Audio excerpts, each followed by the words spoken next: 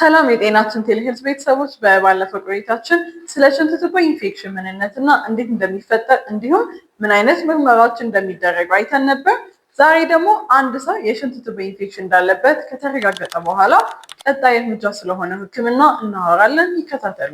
የሽንት ቱቦ ኢንፌክሽን አለ ከተባለ በኋላ ምን የሕክምና አማራጭ አሉ የሚለውን ስናይ ዋነኛው አንቲባዮቲክ ወይም ደግሞ ጸረ ባክቴሪያ መድኃኒቶች ናቸው። ነገር ግን የትኛው መድኃኒት በተሻለ ሁኔታ እንደሚሰራ ባለፈው ቪዲዮ ላይ እንዳወራሁት የዩሪን ካልቸር ውጤት ታይቶ ይወሰናል። አንዳንድ ጊዜ የሽንት ቧንቧ ኢንፌክሽኖች ወይም የሽንት ቱቦ ኢንፌክሽኖች ምርመራ ላይ በማይታዩ አነስተኛ መጠን ባላቸው ባክቴሪያዎች ምክንያት የህመም ስሜት ሊያመጡ ይችላሉ። የዩሪን ካልቸር ላይ የባክቴሪያ እድገት ባይታይም ህክምናው ይቀጥላል።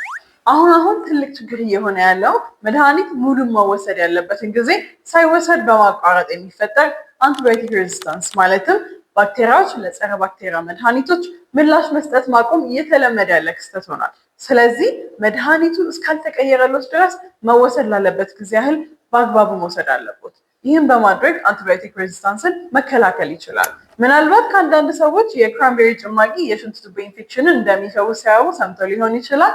ነገር ግን የዚህ ጭማቂ የሽንት ቱቦ ኢንፌክሽንን እንደሚፈውስ የሚያሳይ በቂ ማስረጃ የለም።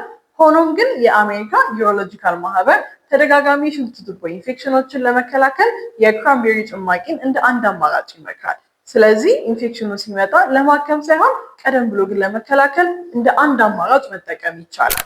ግን ተደጋጋሚ ኢንፌክሽኖችን ለመከላከል ታስበው የሚሰጡ በብዙ ጥናቶች የተደገፉ መድኃኒቶች ስላሉ እነሱን እንደ አንደኛ አማራጭ መውሰድ የተሻለ ነው። ሌላው ደግሞ ብዙ ሰው ሊያስተውለው የሚችለው 1 ከወንዶች በላይ ሴቶች በሽንት ቱቦ ኢንፌክሽን የመያዝ እድላቸው ከፍ ያለ መሆኑን ነው። ይህም የሚሆንበት ምክንያት ደግሞ የሴቶች ሽንት ቱቦ ወይም ዩሬትራ የሚባለው ክፍል አጭር መሆኑና ከፊንጢጣ ጋር ባለው ቅርበት ምክንያት ነው። ይህ ባክቴሪያዎች ከፊንጢጣ ወደ ፊኛ እንዲጓዙ አጭር መንገድን ይፈጥራል። ታዲያ ይህን የመጋለጥ እድል ለመቀነስ ሁልጊዜም ሲጸዳዱ ከፊት ወደ ኋላ መጥረግ እንዲሁም ደግሞ በቂ ፈሳሽ መጠጣት ያስፈልጋል። እንግዲህ በዛሬ ቪዲዮ ለሽንት ቧንቧ ኢንፌክሽን የሚደረጉ ህክምናዎችን በጥቂቱ አይተናል።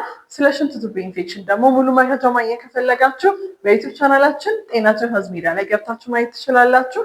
ማንኛውም ጥያቄ ካላችሁ ደግሞ በስልካችን መደወል፣ የጽሁፍ መልእክትን መላክና እዚሁም ኮመንት ሴክሽን ላይ ጥያቄዎችን ቢያስቀምጡ እንመልሳለን። እናመሰግናለን።